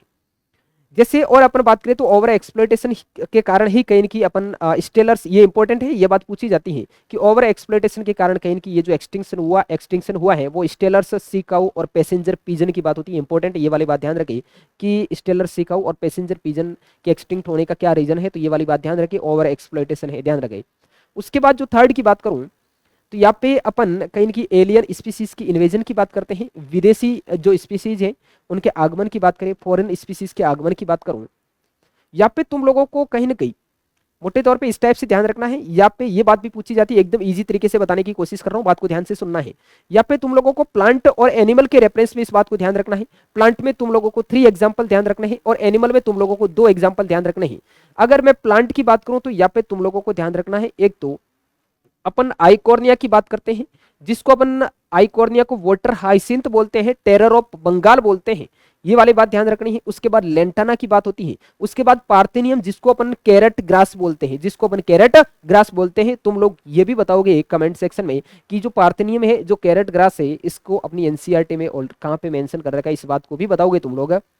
उसके बाद यहाँ पे एनिमल के रेफरेंस में बात करें तो तुम लोगों को 2 एग्जांपल ध्यान रखना है। अपनी एनसीईआरटी ये बोल रही है कि जब नील नदी के नील पर्स को जब अफ्रीका की विक्टोरिया झील में डाला गया, नील नदी के नील पर्स को जब अफ्रीका की विक्टोरिया झील में डाला गया, तो वहां की जो स्थानीय जो लोकल जो फिश है, सिसलिड फिश है, उसकी कम से कम अपन बात करें तो उसकी 200 के समथिंग जो स्पीसीज है वो क्या हो गई, एक्सटिंक्ट हो गई। ये वाली बात भी ध्यान रखिए। एक और एग्जाम्पल ये दे रही है कि जो अफ्रीका की जो कहीं की क्लेरियस गैरीफाइनस को अपनी इंडिया में लाया गया, तो अपनी इंडिया की जो लोकल कहीं ना कहीं यहाँ पे अपनी बात कर रही है कि उसको भी कहीं की एक प्रकार से नुकसान झेलना पड़ा है। क्लेरियस गैरीपाइनस को जब अफ्रीका से क्लेरियस गैरीपाइनस को लाया गया, तो अपने इंडिया की जो स्थानीय जो कैटफिश है उसके लिए क्या बन गई थी, वो खतरा बन गई थी। इस बात को भी ध्यान रखे तुम लोग। उसके बाद अपन ने कहीं की एलियन स्पीसीज की बात की है। यहाँ पे तुम लोगों को मैंने बोला है कि 2 टाइप से ध्यान रखना, एक तो प्लांट के रेफरेंस में 3 एग्जांपल ध्यान रखना, एक तो आइकोर्निया जिसको वाटर हाइसिंथ, दूसरा लेंटाना और थर्ड है वो पार्थेनियम जिसको कैरेट ग्रास बोलते हैं। एनिमल के रेफरेंस में 2 ध्यान रखना है। जब नील नदी के नील पर्स को अफ्रीका की विक्टोरिया झील में डाला गया, तो वहाँ की स्थानीय जो कैटफिश के लिए वहाँ की जो स्थानीय जो सिसलिड फिश है उसके लिए खतरा बन गई और कहीं की उसको नुकसान झेलना पड़ा, उसकी स्पीसीज है वो एक्सटिंक्ट हो गई। उसके बाद कहीं की अफ्रीका के जब वहाँ की जो क्लेरियस गैरीफाइनस को लाया गया, तो अपनी इंडिया की जो कैटफिश है उसके लिए खतरा बन गई, इस बात को ध्यान रखें। उसके बाद अपन जो फोर्थ जो कहीं की एविल क्वार्टेट में जो बायोडाइवर्सिटी लॉस का जो रीजन है उसको अपन को एक्सटिंक्शन बोलते हैं। क्या बोलते हैं, को एक्सटिंक्शन। इसको समझना है बात को एक्सटिंक्शन को लेकर अगर बात करूं तो देखो बात ही समझ में आ रही है। ये जो टर्म है ये से अपन को समझ में आ रहा है को एक्सटिंक्शन, को मतलब एक प्रकार से साथ साथ एक्सटिंक्शन हो रहा है, विलुप्तीकरण हो रहा है। इसको तुम लोग थोड़ा अगर रिलेट करो, जो इकोलॉजी का जो फर्स्ट टॉपिक है ऑर्गेनिज्म एंड पॉपुलेशन, वहां पे अपन लोगों ने पॉपुलेशन इंटरेक्शन में पॉजिटिव टाइप के इंटरेक्शन में अपने म्यूचुअलिज्म की बात की थी। तो अगर इसके जो भी एग्जाम्पल है ना वो अपन को एक्सटिंक्शन से रिलेट कर सकते हैं। वहां पे मैंने तुम लोगों को बोला था कि जो म्यूचुअलिज्म है वो ऑब्लिगेटरी टाइप का रिलेशन है, वहां पे जो 2 स्पीसी जो इंटरेक्शन में पार्टिसिपेट कर रही है दोनों का साथ में रहना क्या था, जरूरी था। अगर वहां पे अपन बात करें, जैसे अपन बोल सकते हैं कि जैसे अपन ऑर्किड और कहीं ना कहीं जैसे बात करें तो यूका प्लांट प्रोनोबा मोथ की बात कर सकते हैं, लाइकेन की बात कर सकते हैं, एल्गी और फंजाई जो एसोसिएशन होता है, टर्माइट और ट्राइको निम्पा की बात कर सकते हैं अपन, और भी जैसे माइकोराइजा की बात कर सकते हैं। यहाँ पे और भी अगर तुम लोग एग्जांपल ऐड करना चाहो तो जैसे अपन पॉलिनेशन को लेके बात कर सकते हैं। तो यहाँ पे कहीं ना कहीं जैसे पॉलिनेशन की बात करूं तो एक प्लांट की स्पीसीज है, एक क्या है, इंसेक्ट है। तो इस इंसेक्ट का काम है इस प्लांट को कहीं की पॉलिनेशन करवाना, और कहीं ना कहीं इस प्लांट का देखो इंसेक्ट क्या कर रहा है, इस प्लांट का ये फायदा कर रहा है कि इसको पॉलिनेशन करवा रहा है, इसमें क्या कर रहा है, पॉलिनेशन प्रोसेस को कंप्लीट करवा रहा है। और कहीं ना कहीं ये प्लांट इस इंसेक्ट का क्या फायदा कर रहा है, इसको एग्ले करने के लिए एक प्रकार से एक पोजिशन प्रोवाइड कर रहा है, एक जगह प्रोवाइड कर रहा है। तो यहाँ पे दोनों का फायदा है। अगर मान लो ये इंसेक्ट नहीं होगा तो इसमें पॉलिनेशन नहीं होगा, पॉलिनेशन नहीं होगा, अगर पॉलिनेशन नहीं होगा तो इस कंडीशन में कहीं ना कहीं फ्रूट वगैरह नहीं बनेंगे, कहीं की एक प्रकार से सिन गैमेट ट्रिपल फ्यूजन वो प्रोसेस नहीं होगी, तो उस कंडीशन में कहीं की फ्रूट वगैरह नहीं बनेगा, सीड वगैरह नहीं बनेगा। अगर सीड नहीं बनेगा तो इस स्पीसीज का धीरे धीरे उसका जो एक्सटिंक्शन हो जाएगा, अगली नेक्स्ट जनरेशन नहीं आ पाएगी। ये वाली बात भी तुम लोग ध्यान रख सकते हो। उसके बाद और जैसे अपन बात करें तो और भी कुछ एग्जांपल, बहुत सारे एग्जांपल हो सकते हैं। जो म्यूचुअलिज्म के जो भी एग्जांपल है वो को एक्सटिंक्शन में आ जाएगी। इसमें कहीं ना कहीं एक स्पीसीज अगर को एक्सटिंक्शन में जो पार्टिसिपेट, म्यूचुअलिज्म में जो 2 स्पीसीज पार्टिसिपेट कर रही है उनमें से अगर एक एक्सटिंक्ट हो गई तो इस पर डिपेंडेंट दूसरी स्पीसीज भी क्या हो जाती है, एक्सटिंक्ट हो जाती है, जिसको अपन को एक्सटिंक्शन बोलते हैं। क्या बोलते हैं, को एक्सटिंक्शन, साथ साथ एक्सटिंक्ट हो जाना, साथ साथ विलुप्त हो जाने को अपन कहीं की को एक्सटिंक्शन बोलते हैं। उसके बाद जो फोर्थ में बात करूं को एक्सटिंक्शन के बाद, ये वाली बात होगी अपन ने एविल क्वार्टेट की बात की है, जो डाइवर्सिटी लॉस के जो 4 जो मेन रीजन है अपन ने वो बात की है कि जब से पहला जो रीजन है हैबिटेट लॉस फ्रेगमेंटेशन, सेकंड की बात की अपन ने कहीं ना कहीं अपन ने ओवर एक्सप्लॉइटेशन की बात की, थर्ड अपन ने को एक्सटिंक्शन, थर्ड अपन ने एलियन स्पीसीज के इन्वेजन की बात की, फोर्थ अपन ने को एक्सटिंक्शन की बात की। यहाँ पे एक और बात आती है कि बायोडायवर्सिटी को लेके अगर बात करूं तो बायोडायवर्सिटी का इंपॉर्टेंस तो है ही, बायोडायवर्सिटी को कहीं ना कहीं यहाँ पे कंजर्वेशन की बात आती है कि बायोडायवर्सिटी की कंजर्वेशन को लेके अभी अपन ने ये वाली बात देखी है कि बायोडायवर्सिटी का इंपॉर्टेंस तो अपने आप में बहुत ज्यादा है, और अपन इंपॉर्टेंस को लेके कि बायोडायवर्सिटी का कंजर्वेशन करना क्यों जरूरी है, बायोडायवर्सिटी की अभी अपन कंजर्वेशन की बात कर रहे हैं। कंजर्वेशन को इसको अपन ने स्टडी करने से पहले अपन को ये जरूरी है कि भाई ये जो डाइवर्सिटी है इसको अपन को कंजर्व करना क्यों जरूरी है। तो यहाँ पे अपन पहली बात तो तुम लोगों को कुछ डाइवर्सिटी के जो इंपॉर्टेंस है वो बता रखे हैं, वो भी पता होना चाहिए। उसके बाद यहाँ पे 2 टर्म आती है इसके अपन, जैसे एक होता है नैरोली यूटिलेरियन की बात होती है, ब्रॉडली यूटिलेरियन की बात आती है, एक एथिकल की बात आती है। कहीं की एथिकल जो रीजन है उनकी बात होती है कि अगर नैरोली यूटिलेरियन की बात करूं तो ऐसे सर्विसेज अपन को जो डाइवर्सिटी है, जो ऐसी सर्विसेज जिसका अपन को कहीं की इकोनॉमिक बेनिफिट्स मिलता है, जैसे अपन फूड की बात करते हैं, जैसे फाइबर की बात करते हैं, जैसे फोल्डर की बात करते हैं, ब्रॉडली यूटिलेरियन में अपन उनकी बात करते हैं जिनको अपन को, जिनका अपन को कहीं की इकोनॉमिक अपन को जिनसे अपन को अर्निंग नहीं होती है, तो इकोनॉमिक बेनिफिट्स नहीं होता है, उसको अपन ब्रॉडली यूटिलेरियन सर्विसेज में अपन इंक्लूड करते हैं, कंसिडर करते हैं। और यहाँ पे अपन कहीं की पोलिनेशन की बात कर सकते हैं। और अपन बात करूँ तो कहीं की ब्रॉडली यूटिलेरियन में अपन उन सर्विसेज की बात करें, जैसे अपन को फोटोसिंथेसिस प्रोसेस के रूप में जो बाई प्रोडक्ट के रूप में जो ऑक्सीजन मिलती है वो भी एक ब्रॉडली यूटिलेरियन में अपन इंक्लूड करेंगे। यहाँ पे एक कहीं की एथिकल रीजन की बात करें तो अपन को ये भी ध्यान रखना है कि ऐसी बहुत सारे स्पीसीज है जिसका अपन को कहीं की बेनिफिट देखने को नहीं मिलता, बट अपनी एक मॉरल ड्यूटी बनती है कि इन स्पीसीज को भी अपन बनाए रखें। ये ध्यान रखना कि हर एक स्पीसीज का अपना एक इंपॉर्टेंस है, उसकी इकोसिस्टम है, ये वाली बात भी ध्यान रखनी है। और अब अपन एक और बात, जैसे अभी अपन बायोडायवर्सिटी के कंजर्वेशन को लेके बात कर रहे हैं, तो कंजर्वेशन को लेके बात करने से पहले एक और तुम लोगों को ध्यान रखना, मैंने तुम लोगों को बताया था कि जो स्पीसीज है, बहुत सारी स्पीसीज जो एक्सटिंक्ट हुई है, यहाँ पे एक और ध्यान रखना है कि जो डोडो है वो मोरिटस से एक्सटिंक्ट हुआ है, क्वेगा है वो अफ्रीका से एक्सटिंक्ट हुआ है, और कहीं ना कहीं जो स्टेलर सी काऊ की बात करूं तो वो रशिया से बात होती है, और थाइलेसिन की बात करूं तो वो ऑस्ट्रेलिया से बात होती है, ऑस्ट्रेलिया से एक्सटिंक्ट हुई है।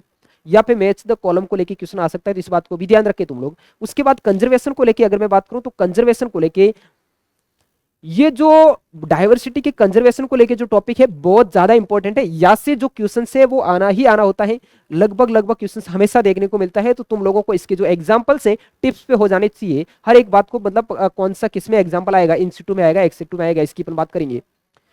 तो अपन डाइवर्सिटी के कंजर्वेशन को लेके अगर बात करूं तो यहाँ पे अपन जो कंजर्वेशन करेंगे वो 2 टाइप की बात आती है, एक होता है इन सिटू कंजर्वेशन, एक होता है एक्स सिटू कंजर्वेशन, एक होता है ऑन साइट कंजर्वेशन, जिसको अपन दूसरे वाले को ऑफ साइट कंजर्वेशन भी बोल सकते हैं। इन सिटू कंजर्वेशन किसको बोलेंगे?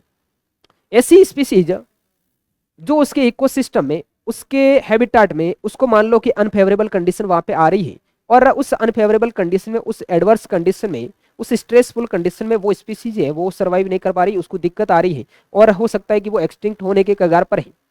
तो अपन इस कंडीशन में अगर बात करें इन सिटू कंजर्वेशन की बात करें तो यहाँ पे अपन उस स्पीसीज को उसके हैबिटेट में, उसके इकोसिस्टम में है जहां पे वो रहती है, वहीं पे उसको फेवरेबल कंडीशन देके, उसको अनुकूलित वातावरण देके, वहीं पे उसको फेवरेबल कंडीशन देके अपन उसको कंजर्व करने की कोशिश करेंगे, उसको अपन कंजर्व करेंगे, तो उसको अपन इन सिटू कंजर्वेशन बोलते हैं। ऑफ साइट कंजर्वेशन अगर बात करूं, एक्स सिटू कंजर्वेशन की बात करूं, ऐसी स्पीसीज जो एक्सटिंक्ट होने के कगार पर है, एक्सटिंक्ट होने के कगार पर है, तो उस स्पीसीज को अगर उसके वहां पे उसका जो नेचुरल जो इकोसिस्टम है, उसका जो हैबिटेट है, वहां पे उसको कंजर्व ना करके, वहां पे उसको कंजर्व ना करके एक प्रकार से उस हैबिटेट से कहीं और ले जाकर के उसको अगर कंजर्व किया जा रहा है, तो उसको अपन एक्स सिटू कंजर्वेशन में डील करेंगे, एक्स सिटू कंजर्वेशन में डील करेंगे, ऑफ साइट कंजर्वेशन में डील करेंगे। यहाँ पे तुम लोगों को इन सिटू कंजर्वेशन के जो एग्जांपल है वो ध्यान रखना है, बहुत ज्यादा इंपॉर्टेंट है। ये एग्जांपल को लेकर सीधे सीधे क्वेश्चंस पूछे जाते हैं।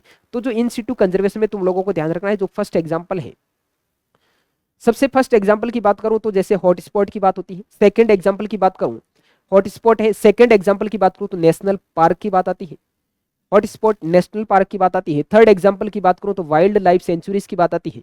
फोर्थ एग्जांपल की बात करूं तो बायोस्फीयर रिजर्व की बात आती है।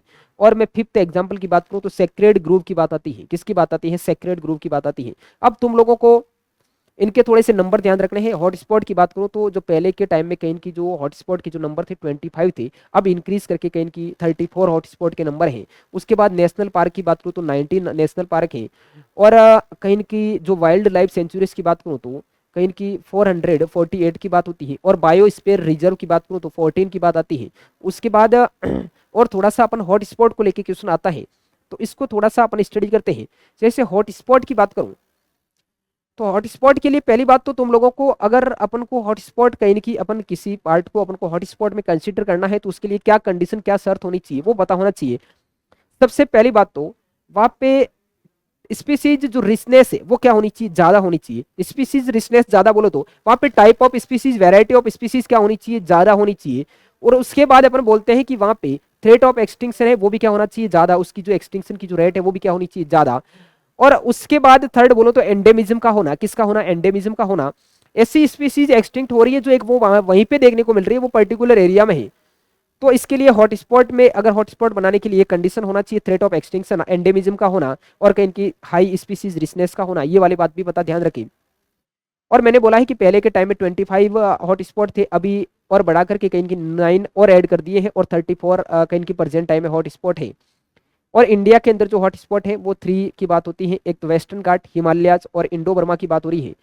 और उसके बाद मैं बात करूं हॉटस्पॉट के बारे में, कहीं की जो हॉटस्पॉट है वो 2% से भी कम एरिया को कवर करता है। 2% से भी कम एरिया को कवर करता है, लेकिन 2% से भी कम एरिया को कवर करता है, लेकिन कहीं की इसने जो बायोडाइवर्सिटी के लॉस को जो कम किया है वो 30% तक कहीं की डाइवर्सिटी के लॉस को कम किया है। एक और बात अपने पीछे रह गई है, इस बात को भी ध्यान रखें कि अपनी अर्थ है वो कहीं ना कहीं टोटल अर्थ का कहीं कि 2.4% एरिया कवर करता है। 2.4% एरिया कवर करती है, लेकिन इसका जो डाइवर्सिटी में एक इंपॉर्टेंट महत्वपूर्ण योगदान है। कहीं की अपनी अर्थ, अपनी जो इंडिया, अपना जो इंडिया है टोटल अर्थ का 2.4% एरिया कवर करता है, लेकिन अपनी इंडिया की अगर डाइवर्सिटी की बात करूं तो वो 8.1% है। कितनी है? 8.1% है। तो भी तो अपन बोलते हैं कि अपने इंडिया का कहीं की जो मेगा डाइवर्सिटी वाले जो 12 जो कंट्री है उसमें अपने इंडिया का भी नाम आता है।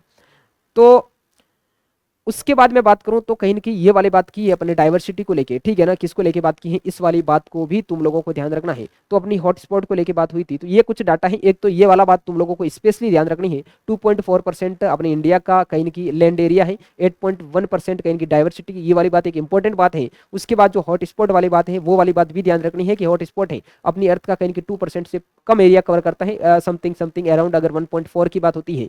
बट इसका जो डाइवर्सिटी लॉस कम, कहीं नहीं 30% इसने डाइवर्सिटी लॉस को कम किया है। तो ये वाला डाटा इंपॉर्टेंट है। उसके बाद कहीं ना कहीं जो सेक्रेड ग्रुप को लेके बात करूं तो उसके भी कुछ एग्जांपल दे रखे हैं। सेक्रेड ग्रुप की बात करूं तो जैसे जैसे राजस्थान की अपन अरावली माउंटेन की बात करते हैं, जैसे अपन कहीं ना कहीं कर्नाटक और महाराष्ट्र के वेस्टर्न घाट की बात करते हैं। और अगर मैं बात करूं जो मध्य प्रदेश के कहीं ना कहीं अपन, जैसे और भी बात करूं तो मध्य प्रदेश की अगर एमपी की जो खासी और जयंतिया हिल्स की बात होती है, तो ये वाली बात भी ध्यान रखनी है तुम लोगों को कहीं की सेक्रेड ग्रुप को लेके। उसके बाद इन सिटू कंजर्वेशन के बाद बात आती है अपनी एक्स सिटू कंजर्वेशन की बात आती है। किसकी बात आती है? Ex situ conservation, of site conservation. इसके तुम लोगों को एग्जाम्पल ध्यान रखना है। फर्स्ट है बोटेनिकल गार्डन, सेकंड है जूलॉजिकल पार्क, थर्ड है क्रायो प्रिजर्वेशन, फोर्थ है जीन बैंक या सीड बैंक बोल सकते हैं, और जो फोर्थ है वो टिश्यू कल्चर की बात आती है। किसकी बात आती है? टिश्यू कल्चर की बात आती है। ये वाले तुम लोगों को एग्जाम्पल ध्यान रखना है। क्रायो प्रिजर्वेशन में अपन कहीं ना कहीं जो पोलन ग्रेन हो सकता है, सीड हो सकता है, या पे गैमेट वगैरह हो सकता है, स्पर्म हो सकता है, एग हो सकता है, उसको अपन लिक्विड नाइट्रोजन में -196 डिग्री सेंटीग्रेड पर इसको कहीं कंजर्व करते हैं। ये वाली बात भी ध्यान रखना है। उसके बाद या पे कहीं ना कहीं ये जो बायोडाइवर्सिटी लॉस को लेके दो प्रकार की या पे कहीं की समिट की लेके बात होती है, कहीं की कॉन्फ्रेंस मीटिंग को लेके बात हुई है कि डाइवर्सिटी एक छोटी मोटी प्रॉब्लम नहीं है, किसी एक कंट्री की प्रॉब्लम नहीं है, एक इंटरनेशनल लेवल पर एक कहीं की प्रॉब्लम है। तो कहीं ना कहीं इस डाइवर्सिटी का इतना कुछ इंपॉर्टेंस है, इतना कुछ इंपॉर्टेंस है, तो हर एक कंट्री की एक ड्यूटी बनती है कि इसको कहीं ना कहीं सभी कंट्रीज है वो एक साथ बैठ के इसको कहीं ना कहीं ये जो डाइवर्सिटी का लॉस हो रहा है इसको कहीं ना कहीं कंट्रोल किया जाए। तो कहीं ना कहीं यहाँ पे दो सबमिट की बात होती है, दो कॉन्फ्रेंस मीटिंग की बात होती है। फर्स्ट है अगर बात करूं जैसे अर्थ समिट की बात होती है, और जो सेकंड है वर्ल्ड समिट की बात हो रही है। अर्थ समिट की बात करूं तो 1992 में हुआ था, और वर्ल्ड समिट की बात करूं तो 2002 में हुआ था। और अर्थ समिट है वो कहीं की ब्राजील का जो रियो डी जेनेरियो जो शहर है वहां पे हुआ था। और अपन अर्थ समिट की बात करूं तो वो साउथ अफ्रीका की बात करते हैं, और साउथ अफ्रीका का जो जोहान्सबर्ग जो कहीं ना कहीं जो शहर है वहां पे हुआ था, एक इंपॉर्टेंट शहर है वहां पे हुआ था। और कहीं ना कहीं जो वर्ल्ड समिट है उसके अंदर 190 जो कंट्री थे उन्होंने सब ने पार्टिसिपेट किया था, उन सब ने पार्टिसिपेट किया था। और उन सब ने एक डिसीजन लिया कि अपन सब कहीं ना कहीं 2010 तक इस बायोडाइवर्सिटी के लॉस को अपन कम करते हैं, कम करने का एक डिसीजन लेते हैं। तो यहाँ पे कहीं ना कहीं इस समिट के साथ अपना जो इकोलॉजी का जो थर्ड टॉपिक है बायोडाइवर्सिटी एंड इट्स कंजर्वेशन, अपन इसको खत्म करते हैं। अब देखो स्टूडेंट्स, तुम लोगों को हर एक टॉपिक को यहाँ पे कवर किया गया है। तुम लोगों को हेडफोन लगा के इस टॉपिक को प्रॉपर तरीके से एकदम कंसंट्रेट होकर अगर 2 बार सुन लिया तो हर एक टॉपिक की मैंने हर एक लाइन को कवर करने की कोशिश की है। एकदम प्रॉपर तरीके से तुम्हारे दिमाग की जो लाइब्रेरी है उसमें फिट हो जाएगा। तो प्रॉपर तरीके से पढ़ते रहना है। और देखो स्टूडेंट्स, पहले तुम लोगों ने क्या कुछ पढ़ रखा है, पहले क्या पढ़ रखा है वो देखो एक मायने तो रखता है, लेकिन एक्चुअली में बोलते हैं ना कि एंडिंग दमदार होनी चाहिए। एंडिंग है वो कैसी होनी चाहिए, दमदार होनी चाहिए। और एक्चुअली में जो रिजल्ट है वो एंडिंग पर डिपेंड करता है। और जो रिपीटर है उनको मैं यही बोलता हूं कि तुम लोगों ने जितनी भी मेहनत कर रखी है 2 साल 3 साल, उन सब का कहीं की आउटपुट निकालने का यही टाइम है। अपने आप को, अपने जो टैलेंट है, अपना जो टैलेंट है, अपने टैलेंट से बाकी लोगों को रूबरू करवाने का, अपने आप को प्रूव करने का, अपना एक रुतबा बनाने का, अपने अपना एक गांव में एक खौफ बनाने का यही टाइम है। अपने आप को प्रूव करने का यही टाइम है। तो बिना सोचे समझे अभी एक जान लगा लो, अपना जी जान लगा लो, अपने आप को पूरा झोंक दो, अपनी एक ताकत लगा दो, अपनी तुम लोगों की जो औकात है उन सबको लगा दो। बाद में इस चीज का रिग्रेट नहीं होना चाहिए कि यार मैं ऐसा कुछ करता तो ये कुछ हो जाता।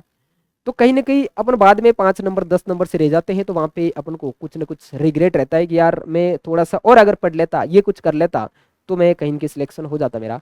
तो इन सब चीजों को ध्यान रखिए। तो इसी के साथ अपन आज की पॉडकास्ट को खत्म करते हैं। और तुम लोगों को एक और बात कि जो पॉडकास्ट है इसमें तुम लोगों को प्रॉपर तरीके से मैंने एक्सप्लेन करने की कोशिश की है। और अगर तुम लोग कोई भी दिक्कत ऐसा कुछ हो कि भाई तो सर आप इस चीज़ को और ऐड कर सकते हो, तो तुम लोग जो कमेंट सेक्शन है उसमें प्रॉपर तरीके से बढ़िया बढ़िया कमेंट करके इस चीज़ को तुम लोग बता सकते हो कि सर आप इसमें और इस चीज़ को ऐड कर सकते हो, जो भी हो आप बता सकते हो। तो इसी के साथ अपन खत्म करते हैं। Thanks, take care, bye bye, है ना।